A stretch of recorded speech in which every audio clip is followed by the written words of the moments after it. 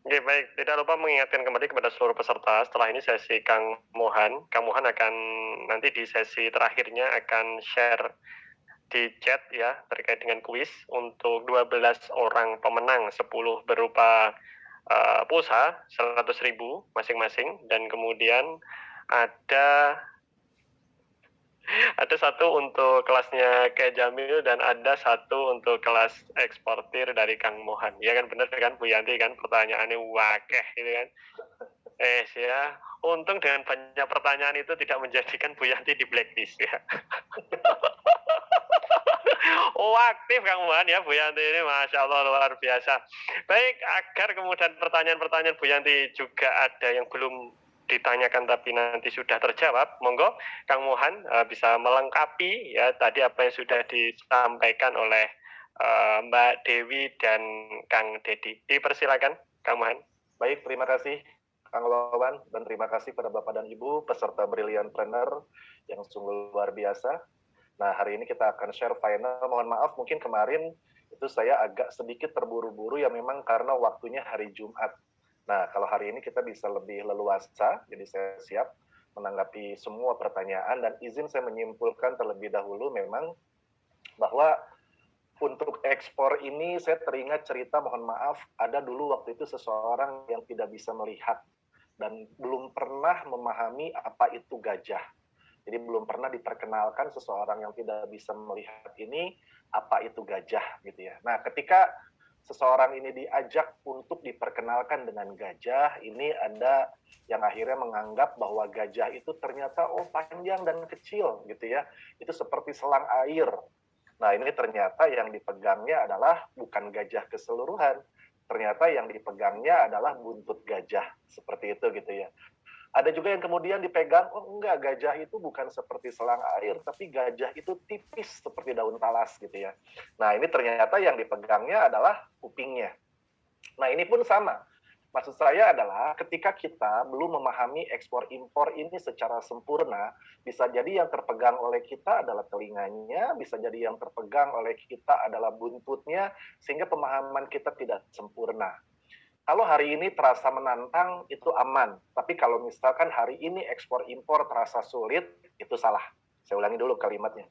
Jadi kalau hari ini terasa menantang agar kita bisa melakukan ekspor, yes, itu benar. Tapi kalau terasa sulit, gitu ya. Nah, ini ada yang salah nih memahaminya gitu ya. Baik. Nah, ini sebetulnya secara kerangkanya ekspor impor agar kita pahami dulu gitu ya. Ini seperti yang saya sampaikan kemarin. Intinya adalah kita ada 4, yaitu apa yang kita miliki, dan ini bergantung pada 2 hal. Yang pertama adalah produk kita dan badan usaha kita. Yang kedua adalah bagaimana sih caranya melakukan atau mencari buyer atau melakukan riset pemasaran. Kita ingin tahu negara mana yang menjadi tujuan, kita ingin tahu siapa yang akan membeli produk kita, apakah B2C atau B2B dan seterusnya. Nah, termasuk juga adalah tadi analisa regulasi, karena HS Code itu berlaku di seluruh dunia, bukan hanya di Indonesia saja, gitu ya. Baik, yang ketiga adalah lebih kepada bagaimana kita mengirimkan atau teknis ekspor impornya, gitu ya. Nah, ini tadi sudah dipahami atau sudah dijelaskan oleh Pak Dedi apa itu HS Code. Nah, ini nanti akan saya jelaskan hari ini, salah satunya adalah Incoterm. Karena nanti Bapak Ibu di acara Brilliant Planner, Bapak Ibu akan melakukan business matching, akan bertemu dengan calon-calon buyers, atau bisa jadi akan bertemu dengan para atas perdagangan atau konektor yang akan bisa menghubungkan Bapak dan Ibu untuk bertemu buyer. Seperti apa sih harga dalam ekspor impor? Itu namanya Incoterm. Nah, tadi FTA sudah, jadi ada free trade agreement, kemudian ada pihak yang terlibat. Nah, tadi pihak yang terlibat salah satunya di seluruh negara itu ada yang namanya bea cukai untuk lalu lintas barang. Tapi kalau untuk lalu lintas orang itu namanya imigrasi. Jadi beda ya, kalau kita ke bandara, kita kemudian akan ke luar negeri atau misalkan naik kapal laut atau ke luar negeri, lalu lintas orang itu diawasinya adalah oleh imigrasi. Makanya ada istilah imigran. Nah, kemudian kalau lalu lintas barang itu menggunakan namanya bea cukai atau sering disebut dengan custom. Nah, nomor 4 adalah bagaimana cara pemasarannya. Nah, kemarin sudah dijelaskan juga oleh Pak Agustina, kita bisa memasarkan secara online maupun offline. Seperti itu. Siap. Silakan di chat mungkin apakah layar saya untuk menulis sudah terlihat. Ini saya ingin menuliskan dulu bahwa ternyata agar kita tidak terjebak seperti yang tadi disampaikan oleh orang yang belum pernah melihat gajah gitu ya. Jadi orang melihat gajah itu ada yang bilang, oh ini seperti selang, oh ini seperti daun talas, karena ini memang tidak memahami secara utuh. Nah sebetulnya saya sudah memformulasikan yang tadi, saya coba lebih sederhanakan, bagaimana supaya kita bisa ekspor. Nah ini formulasi ekspor. Saya akan coba lebih sederhanakan gitu ya. Biasanya dengan interaksi seperti ini, pendengar akan lebih atau misalkan audiens akan lebih paham. Yang pertama tadi, sisi produk dan legalitas. Nah, ini dulu. Yang tadi ya. Jadi produk apa yang akan kita jual, baru kemudian legalitasnya apa. Nomor 2 adalah bagaimana kita riset pasar, menentukan negara tujuan. Gitu ya. Kemudian yang ketiga adalah tadi teknis ekspor impornya. Nah, ini atau teknis ekspornya saja. Kemudian yang keempat, bagaimana cara kita pemasarannya. Bapak dan Ibu, kalau kita misalkan tidak menentukan langkah 4 ini, formulasi 4 ini, dan ingin melengkapi semua dokumen kita untuk ekspor, berantakan. Bisa dibayangkan tadi, Amerika punya peraturan sendiri, Malaysia punya peraturan sendiri. Saya teringat tadi ada chat, Kang, kalau barangnya sedikit itu harus pakai dokumen juga tidak? Iya. Nah ini hati-hati, pernah ada kejadian, dokumennya tidak ada, maka itu akan masuk ke dalam pasal penyelundupan. Nah kalau penyelundupan, itu masuknya sudah kriminal. Nah gitu ya, cuma kan kita kebayang, ada 196 negara, ada 7 benua. Bentuk legalitas seperti apa yang akan kita buat? Karena kalau kita harus memenuhi aturan di 196 negara, wow, berantakan. Nah, sehingga nanti berangkatnya adalah dari riset pasar. Kita lakukan dulu riset pasar, negara mana yang menjadi tujuan, tidak perlu semuanya, kita akan menggunakan skala prioritas yang kira-kira marketnya besar. Gitu ya. Dengan riset pasar ini kita akan tahu negara mana yang akan menjadi potensi buyer tertinggi untuk produk kita. Nah, baru di situ kita lengkapi legalitasnya sambil berjalan saja. Karena kalau misalkan apa ya, saya izin menggunakan bahasa Sunda, ada istilah dalam bahasa Sunda itu dirawu kusiku. Jadi bagaimana kita merawat apa itu ya bahasa Sunda? Dirawu kusiku itu apa ya? Kita mengambil air wudhu itu atau sesuatu itu kan dengan telapak tangan gitu ya. Nah itu saking ingin banyaknya kita mengambilnya menggunakan sampai ke siku kita. Yang terjadi adalah justru bukan maksimal, malah kita akan banyak kehilangan. Gitu ya. Sehingga skala prioritas ini penting, apa yang harus kita lakukan. Nah, yang ketiga adalah teknis ekspor. Wow, ada LC, ada telegraphic transfer, ada wesel, ada berbagai hal gitu ya. Kang, kalau buyer ketemu kita di IG lalu membeli hanya sedikit dan kita langsung kirim by post gitu, berarti hanya pengiriman biasa saja. No way, itu ekspor.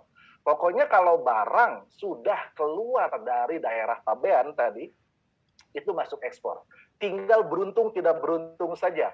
Apakah barang itu bisa dikeluarkan atau tidak di negara tujuan. Contoh, ini kalau di Postgiro Indonesia juga ada Postgiro internasional namanya. Bapak Ibu bisa cek di kotanya masing-masing. Untuk di Bandung, ini salah satu Postgiro internasional itu ada di Jalan Soekarno-Hatta. Bapak Ibu, barang import yang tidak bisa keluar di Postgiro internasional itu banyak. Kenapa? Karena dokumennya tidak lengkap. Gitu ya. Jadi kalau misalkan terkirim itu antara tadi disampaikan Pak Deddy, nah beliau kan yang mengatur lalu lintas, menjaga lalu lintas dan mengawasi lalu lintas tuh. Kalau memang beruntung ya keluar, tapi kalau tidak beruntung selesai. Jangankan itu, saya waktu itu perlu sumpit dan kemudian mengirimkan ke Cina. Kemudian di Cina itu saya kirimkan sampel, saya menggunakan salah satu, kalau tidak salah DHL ya, atau apa gitu ya, saya lupa. Itu yang internasional gitu ya.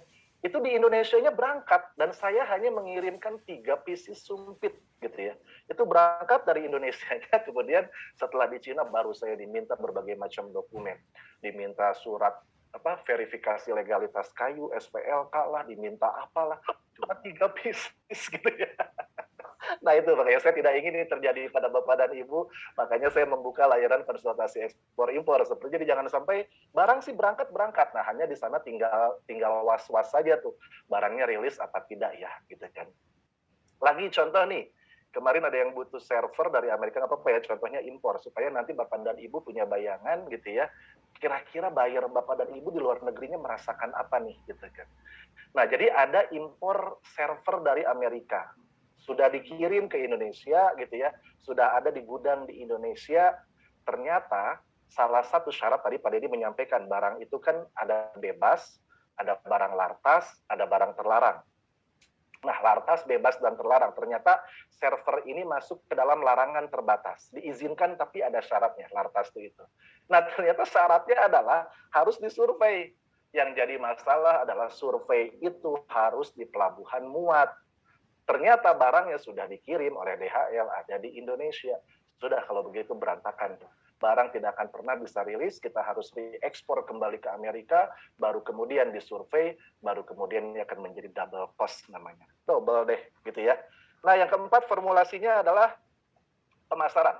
Jadi bagaimana kita dengan 4 formulasi ini, ada produk dan legalitas, ada riset pasar, ada teknis ekspor, ada pemasaran. Nah, dari keempat ini Bapak dan Ibu, ini tidak semuanya harus Bapak dan Ibu kuasai, mau kapan jadinya, gitu ya, mau kapan ekspornya. Jadi ada dari keempat ilmu itu Bapak dan Ibu hanya cukup tahu, gitu ya. Nah, nanti ada yang perlu bisa. Nah, makanya kenapa?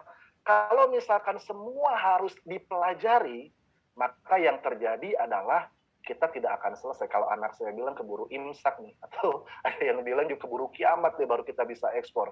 Kalau kita pelajari semua ekspor ilmunya, maka ini akan terjadi terlalu lama kita akan belajar, sehingga eksekusinya akan melambat. Sebetulnya fokus Bapak dan Ibu itu hanya 2. Yang pertama adalah product development, ke produk, gitu ya. Yang kedua adalah pemasaran. Wes, ini nih. Yang namanya bisnis ini cuma 2.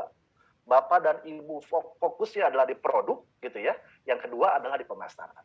Nah, untuk ilmu, ini ada yang cukup tahu, ada yang perlu sampai bisa. Tahu itu maksudnya wawasan, gitu ya. Nah, nanti kalau dengan Bapak dan Ibu tahu dan bisa, gitu, baru Bapak Ibu akan bisa membuat yang namanya setup.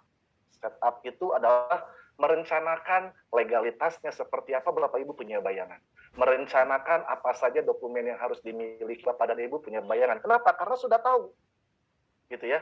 Tapi itu bisa jadi enggak. Nah, oleh karenanya, dengan kita tahu, maka ada kata-kata lain, karena kita tidak bisa mempelajari semuanya, ada istilah namanya kolaborasi. Nggak bisa Bapak dan Ibu menilai HS code saya apa ya, dicari sendiri gitu ya.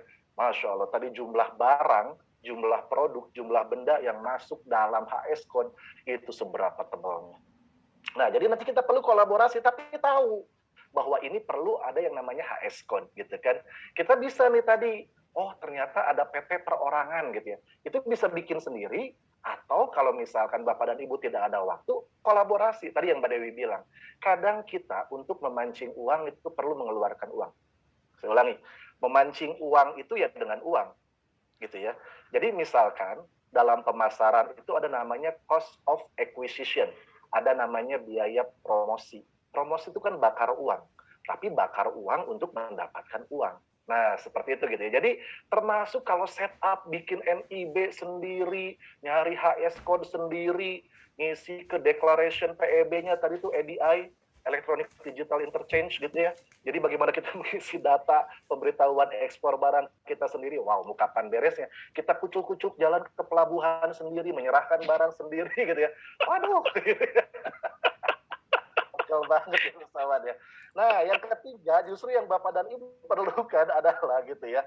Ini nanti membuat yang namanya strategi. Sehingga bertahap, ada tangganya. Kang Mohan, saya nggak bisa nih bikin banyak. Ya wis, kita memulai dari yang sedikit. Makanya nanti dalam ekspor impor itu ada yang namanya banyak satu kontainer. Itu istilahnya FCL, full container load. Jadi kontainer ada 2 ya. Ada yang 40 feet tuh kalau kita lihat yang panjang, ada 20 feet yang pendek tuh. Gitu kan. Nah, jadi kalau misalkan kita mau ekspor banyak dan kapasitas produksi kita sanggup, ya go ahead. Tapi kalau misalkan tidak bisa, kita mulai dari yang sedikit dulu. Ada yang namanya LCL, less container load. Dan kalau kecil, kan resikonya juga kecil. Nah, izin saya sharing dulu, ada dalam apapun itu namanya resiko. Resiko itu adalah koheren. Koheren itu apa ya? Menempel. Resiko kita berenang ya terkena air atau basah, atau resikonya bisa sampai tenggelam. Resiko kita main api ya terbakar. Resiko kita bisnis ya tentu saja rugi. Gitu ya. Jadi resiko itu akan selalu ada, tapi di balik resiko makanya kita ada yang namanya manajemen. Kita mitigasi, kita cari resikonya apa aja nih, gitu kan. Nah, di mitigasi ini resiko itu bisa dipindahkan. Jadi resiko kita pindahin. Contoh resiko kita pindahin apa? Resiko kita pindahin itu contohnya adalah pakai asuransi. Nah, atau resikonya diminimalisir. Waduh, susah banget ngomongnya. Minimalisir, gitu ya. Kita minimize, gitu ya. Resikonya dikurangi dengan kita, oh ini bahaya nih, bisa sampai busuk, ya wis.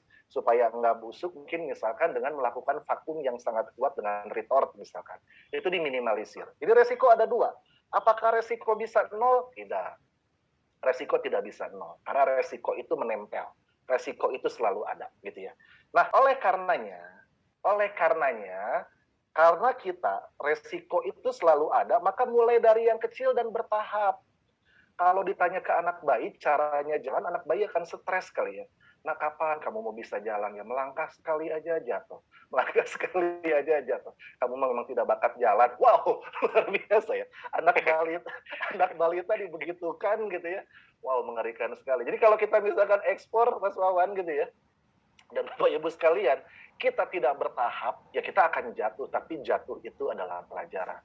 Nah, makanya bagaimana memitigasi supaya kita tidak jatuh. Caranya adalah belajarlah dari pengalaman orang lain. Seperti tadi ya, kira-kira supaya kita nggak mengalami jatuh yang sama, maka kita perlu sharing, kita perlu diskusi, kita perlu belajar ke orang-orang yang pernah jatuh dan kita ambil pelajarannya. Nah, sehingga kita tahu mana yang memang kita harus cukup tahu, mana yang perlu bisa gitu ya, mana kemudian kita berikutnya membuat setup perusahaan kita, yang ketiga strategi, nah baru ini yang keempat adalah kita eksekusi. Karena nanti banyak sekali hal-hal yang mendukung, bukan hanya sekedar legalitas saja. Nanti banyak. Kita untuk pemasaran perlu setup yang namanya website. Bapak dan Ibu mau bikin website, Bapak dan Ibu mau ngoding sendiri, wow, belajar ngodingnya aja 1 tahun belum tentu bisa. Itu dia. Jadi nanti dari sini 4 formula ini, nah Bapak Ibu cek. Bapak Ibu fokus utamanya ada di produk dan legalitas. Tapi cek juga gimana cara riset pasar, cek juga gimana teknisnya impor, kemudian pemasaran. Nanti kalau dalam pelatihan saya itu saya jelaskan semua, tapi karena hari ini saya sangat pendek waktunya, saya akan lebih fokus menjawab pertanyaan, dan yang kedua memberi bekal. Bagaimana nanti pada saat menghadapi calon buyer. Nah, ini calon buyer ya. Nanti kan mau melakukan yang namanya business matching. Nah, ini calon buyer. Yang paling pertama tentu adalah confidence. Yang paling pertama adalah percaya diri. Yang namanya produk kita itu seperti gadis cantik atau pria tampan. Maka bagaimana caranya mereka meleleh, terpesona melihat produk kita. Saya ulangi ya. Jadi untuk ketemu calon buyer ini adalah bagaimana membuat mereka meleleh. Sehingga nanti siapkan sampel gitu ya untuk bertemu dengan calon buyer. Yang kedua adalah siapkan company profile. Gitu ya. Ini izin saya sambil lanjut ya, di tempat saya sudah azan, saya sambil lanjut. Mudah-mudahan masih jelas suaranya. Masih kan? Ya, aman ya. Kita lanjutkan dulu ya. Company profile boleh disatukan, boleh enggak. Ini di dalamnya juga ada produk katalog produk gitu ya. Jadi boleh di dalam company profile-nya, boleh dipisahkan. Jadi ini nanti yang harus dibawa, bagaimana sampel kita itu ciamik, cantik, ganteng, keren. Pokoknya kalau orang ngelihat, wow gitu ya. Ya, apa nih, saya coba baca dulu. Salam kenal, fuel instan. Tanya Pak, saya sering kirim produk ke luar negeri, tapi ada yang by undername. Boleh, pakai undername dulu juga boleh nanti. Saya lanjutin ya, undername itu adalah menggunakan perusahaan orang lain. Itu pun bagian dari tahapan. Jadi gini, salah satu kelemahan pengiriman produk dalam jumlah sedikit adalah ongkos kirimnya mahal. Nah, makanya undername ini kadang-kadang membantu, dia mengagregatkan, dia mengumpulkan, sehingga akhirnya pengirimannya jadi jumlahnya banyak, tidak hanya satu. Baik, saya lanjutkan. ada company profile, ada produk katalog. Nah, ini yang akan dibawa pada saat bertemu buyer. Ketika bertemu buyer, ya sudah, tadi kalau memang bahasa Inggrisnya masih bahasa Inggris Singosari, kata Mbak Dewi gitu ya, minimal tunjukkan gestur tubuh yang ramah, gestur tubuh yang meyakinkan, percaya diri. Jadi saya akan menyebutnya dua, ramah gitu ya, percaya diri. Pede aja gitu ya. Ramah, percaya diri gitu ya. Dan ini ujung-ujungnya adalah bagaimana kita meyakinkan. Wih, keren nih gitu kan. Produknya cakep nih, meyakinkan. Nah, baru kemudian pada saat komunikasi itu tidak ada perasaan inferior gitu ya atau superior. Jadi jangan sampai ada perasaan di atas atau di bawah.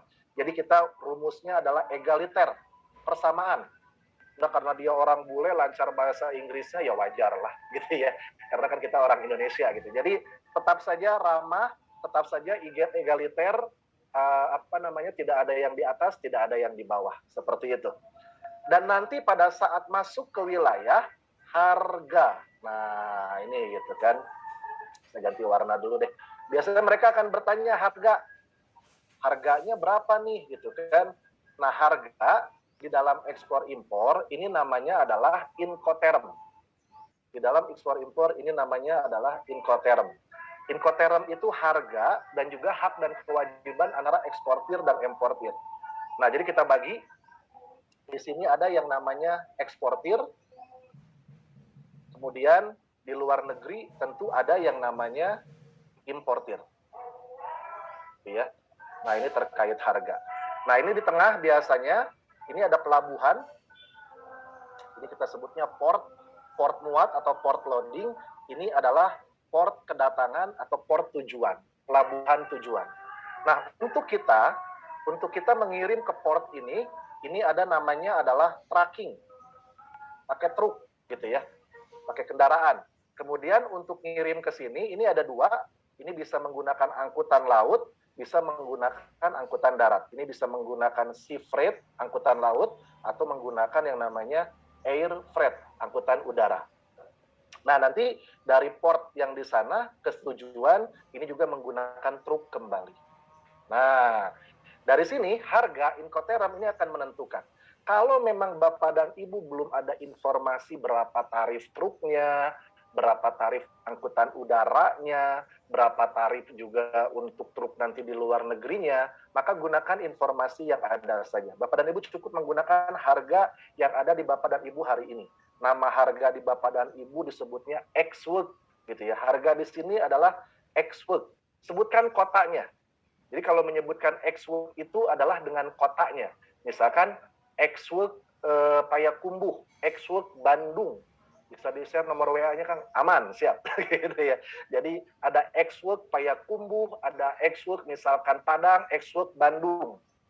Nah, kemudian kalau harga misalkan di sini dia belum sepakat, kita bisa menggunakan harga namanya FOB. Jadi dia bilang gini misalkan, aduh saya belum pernah ke Payakumbuh, saya belum pernah ke Indonesia, bahkan saya belum pernah ke Papua misalkan. Ya sudah, harganya di pelabuhan muat saja ya. Maka nanti harga FOB sebutkan. Harga FOB Tanjung Perak, Surabaya misalkan. Harga FOB Tanjung Emas misalkan Semarang. Harga FOB Tanjung Priuk, Jakarta. Sebutkan. Nah nanti kalau dia masih belum juga, ini yang sering dipakai itu biasanya CIF. Gitu ya, itu harga di pelabuhan kedatangan di sana, di tempat pelabuhan tujuan. Kalau masih belum juga, ini ada istilahnya DDP. Kalau misalkan DDP di Indonesia terkenalnya DTD nih, door to door. Makanya ada istilah, Kang, kirimnya bisa door to door nggak? Dari eksportir langsung ke importir. Jadi kalau door to door itu. Nah, karena info truck, info air freight, sea freight itu tidak mudah didapatkan. Nanti pada saat akan ketemu buyer, gunakan dulu saja harga ex-world. Jadi misalkan berapa sih harga jahenya? Oh, harga jahe saya adalah Rp 8.000 per pieces, per package misalkan, per pieces gitu ya. Sebutkan, ini adalah ex-world Bandung. Nah, ex-world Bandung. Gitu. Nah, nanti kalau misalkan dia bilang bisa nggak dihitungkan kalau misalkan sampai ke London, bisa nanti hubungi saya saja. Gitu ya. Jadi saya ulangi, kalau misalkan, Pak tolong dihitungkan dong sampai ke Jepang, boleh, kita nanti saya hitungkan. Gitu. Nanti saya bantu. Kontak saya nanti saya akan sharekan. Jadi untuk sementara, karena kita nggak tahu akan ketemu buyer mana, dan biasanya mereka paham. Untuk informasi awal dengan harga ex-work tempat kota kita itu cukup. Nah, jadi nanti tinggal bilang harganya berapa nih? 8.000 ex-work Bandung. Nanti kalau misalkan minta dihitungkan di Tanjung Perak, berarti kita harus menghitung berapa sih biaya truknya. Nah, kita harus punya data ini. Kalau misalkan dihitung sampai ke pelabuhannya dia, kita harus tahu biaya angkutan laut, angkutan daratnya. Termasuk juga kalau kita hitung nanti sampai ke gudangnya mereka. Nah, jadi sebetulnya ekspor itu gampang. Jadi saya ulangi sekarang. Kesimpulan dari semua ini adalah ekspor itu gampang kalau tahu caranya. Tapi kalau tidak tahu caranya jadi susah. Gitu ya. Ini saya ulangi. Ekspor itu gampang kalau tahu caranya. Gitu kan. Nah, untuk tahu caranya dibagi ya.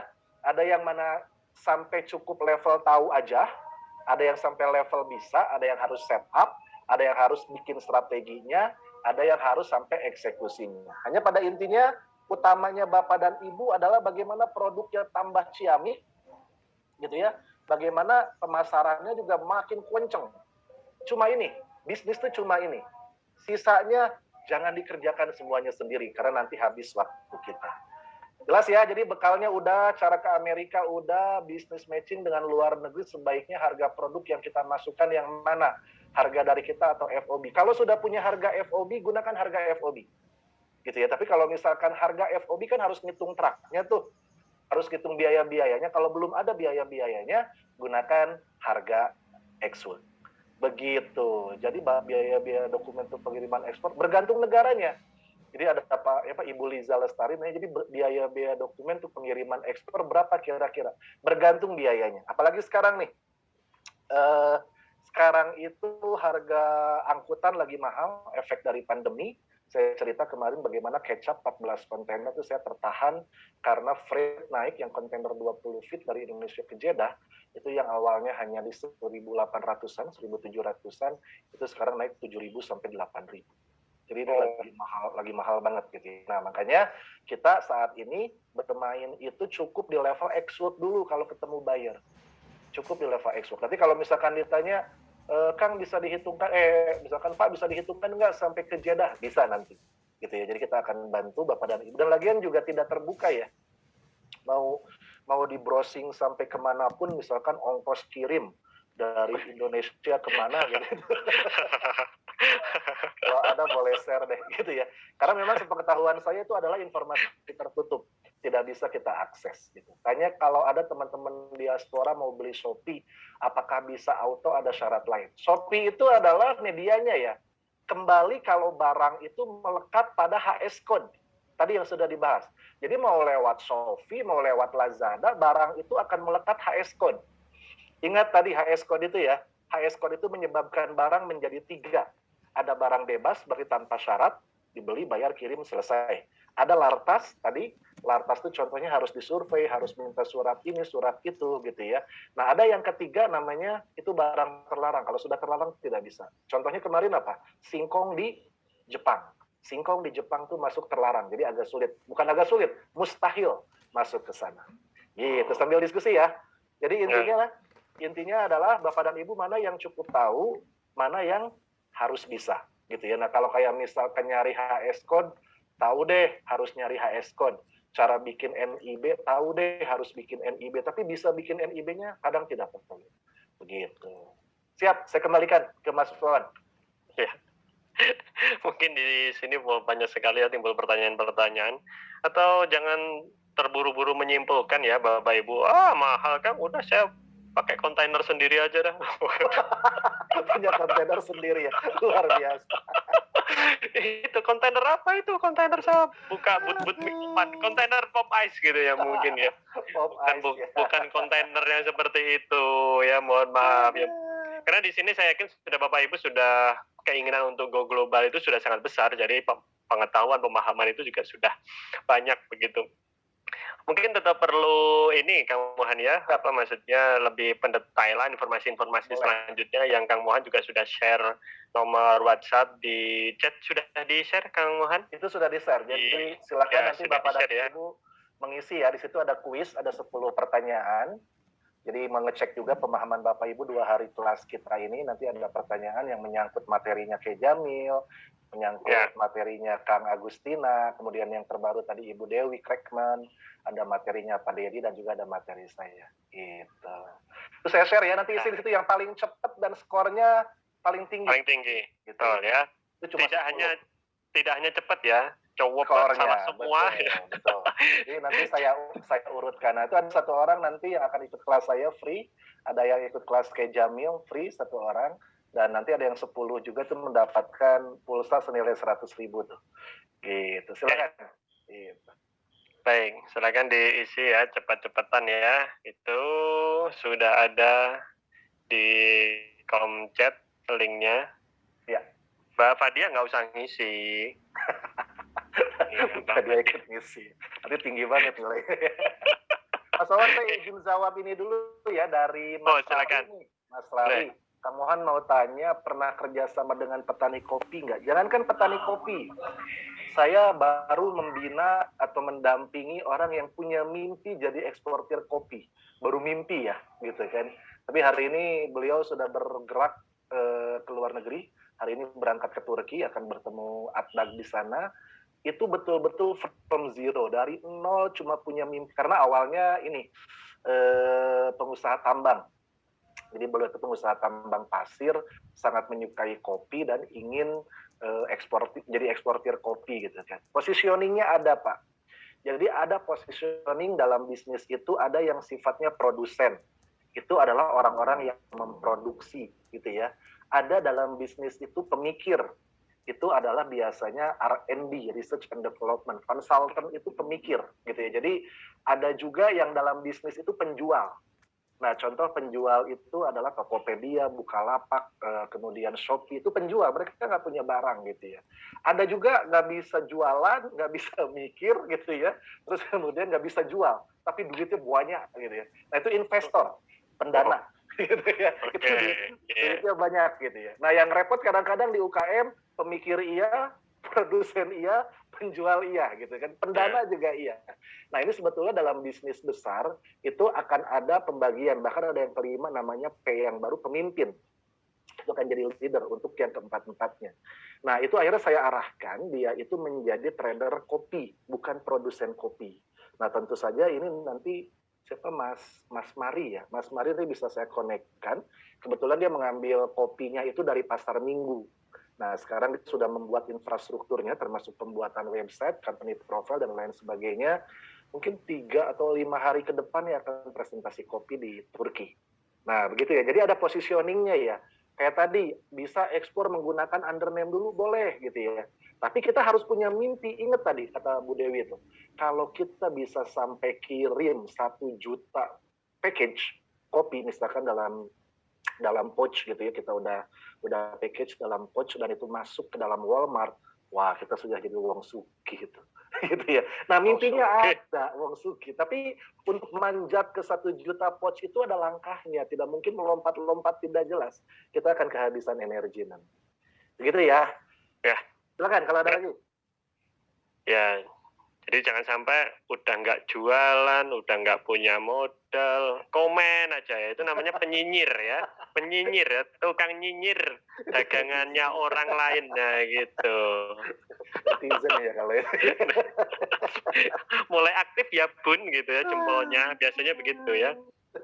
Baik, sudah ada yang masuk kan, maksudnya yang mengisi kuisnya sudah banyak.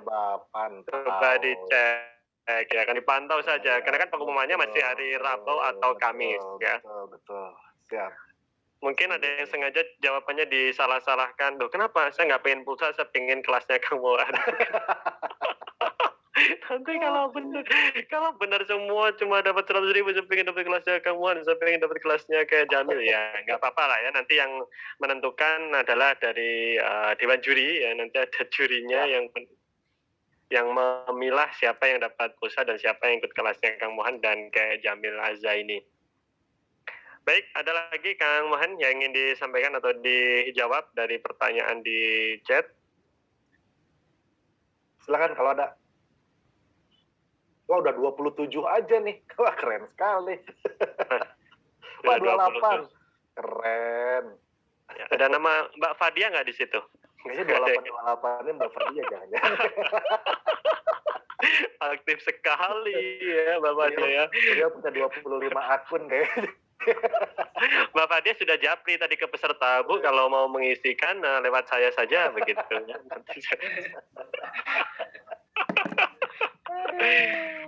Itu ada pertanyaan dari Pak Petrus. Mana tuh? Pertanyaannya. Siap, silakan. Bagaimana cara ikut kelasnya Kang Mohan tuh? Siap. Nanti habis ini saya akan share materi. Sekaligus kalau di pengumumannya tidak ada juaranya, berarti cuma dapat materi doang, berarti nggak dapat ya. Karena hadiahnya cuma 12. Tapi itu nomornya tim saya, jadi nanti bisa langsung kontak nomor itu. Kita bisa langsung berkomunikasi nanti. Intinya bertahap ya Bapak Ibu ya, ada langkahnya. Gitu. Oke, ada lagi?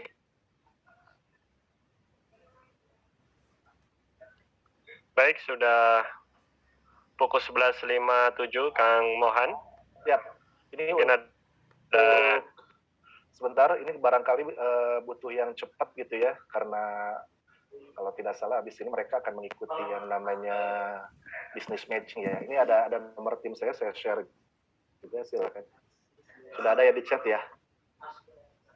Sudah ada nomor tim saya. Cuma pada intinya adalah ekspor itu mudah. Jadi saya ulangi, ekspor itu mudah asal mengerti caranya. Ada tahapnya, belajar itu ada tahapannya. Paling tidak dengan 4 formula yang tadi kita pahami, what do we have, produk apa yang kita miliki, dan badan hukumnya apa. Nah yang kedua, lakukan research market, dan itu jadi tujuan. Cuma kan, kita perlu yang namanya research. Bagaimana melakukan research, tahu bahwa di negara itulah tujuan kita. Agak sulit menanyakan, kayak tadi contohnya ketika Bu Dewi ditanya minyak bawang ya tadi ya, yang dari Papua ya. Tidak semudah itu sama kayak saya ditanya oleh misalkan orang luar negeri, Kang kira-kira patung Afrika itu pangsa pasarnya gimana gitu ya. Ya walaupun saya tinggal di Indonesia, saya tidak tahu tentang dunia perpatungan. Contohnya begitu. Jadi nggak serta-merta orang yang tinggal luar negeri itu adalah tahu semua produk yang dibutuhkan. Enggak. Nah, ada yang namanya tools Google Trend Analysis, itu yang lebih powerful sebetulnya. Kita lebih tahu negara mana yang banyak mencari produk itu. Gitu ya. Nah, yang ketiga adalah nanti baru teknis ekspor-impor. Teknis ekspor-impor hanya 3 tadi yang sudah dipelajari. HS code-nya apa, karena menentukan barang bebas terlarang atau tidak, gitu ya. Yang kedua adalah Incoterm, harga, gitu ya, sehingga kita bisa berhitung harganya. Yang ketiga FTA, Free Trade Agreement, gitu ya. Bukan franchise ya, itu ada di bocoran soal ya. Itu Free Trade Agreement, itu ada di ujian tuh kalau yang sudah gitu ya. Oke, nomor 3 sama nomor 4 salah. Aduh, kirain bakal nomor 4 aja yang salah. Oke, Bu Mega gitu ya. Siap, dan nanti yang keempat adalah pemasaran. Pemasaran kita perlu membangun infrastruktur. Yang pertama adalah infrastruktur company profile, produk katalog, website. Kenapa kok website? Emang nggak bisa Kang jualan lewat Amazon, Marketplace, Alibaba, atau misalkan Shopee yang globalnya, Shopee Global atau Lazada? Bisa. Tapi dalam ekspor impor website itu jauh lebih meyakinkan gitu, lebih meyakinkan untuk calon buyer. Jadi lebih kelihatan profesional, kredibilitasnya diakui. Itu mungkin yang bisa saya sampaikan. Semoga bermanfaat. Doa saya adalah bangsa yang besar, bangsa yang menguasai perdagangan. Kemudian juga kita melihat bagaimana di zaman dulu ada namanya jalur sutra, perdagangan di Cina. Bagaimana jalur sutra itu luar biasa menumbuhkan Cina dengan perdagangannya. Sampai ada istilah belajarlah sampai ke negeri Cina. Bangsa Arab, pedagang yang hebat, mereka ada namanya rihlah tasyita'i wassoif. Bagaimana mereka rihlah di musim panas dan dingin. Rasulullah bahkan sudah berdagang di 7 negara dalam usia yang relatif muda, 14 tahun. Nah, kita usianya berapa nih? Gitu ya. Jangan-jangan nggak nyampe di 7 negara. Terus kemudian juga bangsa Indonesia, ada Sriwijaya, ada Majapahit, luar biasa, kita bangsa yang besar. Bahkan di tahun 4000 sebelum Masehi, ada yang sudah lahir, waktu itu Firaun masih ABG mungkin gitu ya. Jadi 4.000 tahun sebelum Masehi ada wewangian di Mesir itu yang menggunakan kayu gaharu. Dan di tahun tersebut semua ahli yakin kayu gaharu hanya tumbuh di Indonesia bagian timur. Itu artinya apa? Itu artinya adalah bahwa nenek moyang kita adalah pedagang yang hebat. Tidak heran pernah dengar nenek moyangku seorang pelaut, ternyata bukan hisapan jempol lirik belaka, karena memang nenek moyang kita seorang pedagang yang hebat. Bila perlu, sekarang kita yakini bahwa nenek moyang kita adalah seorang eksportir. Nah, gitu ya. Jadi saya mendoakan seluruh peserta Brilliantpreneur ini bisa menjadi eksportir, menjadi bangsa yang hebat untuk membangun peradaban melalui perdagangan. Amin. Saya mengakhiri, terima kasih, mohon maaf kalau ada kalimat yang kurang berkenan. Saya kembalikan kepada Mas Wawan. Dan nenek moyangku seorang eksportir. Kamar mengarungi luas samudra. Itu ya. Kemudian kalau boleh didengungkan itu kayak berikan aku 100 eksportir, aku kuasai dunia.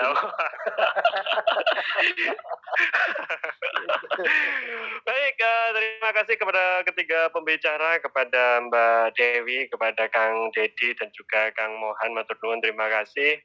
Dan juga tadi semangat juga ya disampaikan, apresiasi juga dari Pak Teguh. Matur nuwun, saya selaku moderator juga mohon maaf ketika selama mendampingi proses untuk kemudian menyampaikan materi inti ini ada kesalahan-kesalahan.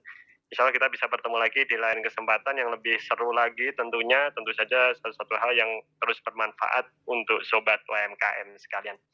Terima kasih, saya kembalikan kepada MC Mbak Fadia. Baik, terima kasih Mas Wawan. Bapak Ibu, tidak terasa sampai pada penghujung acara webinar Brinkubator Go Global menembus pasar global ketiga. Sampai jumpa di webinar Rumah BUMN Bank BRI berikutnya. Saya Fadia, pamit undur diri. Terima kasih. Wassalamualaikum warahmatullahi wabarakatuh. Waalaikumsalam. Waalaikumsalam warahmatullahi wabarakatuh.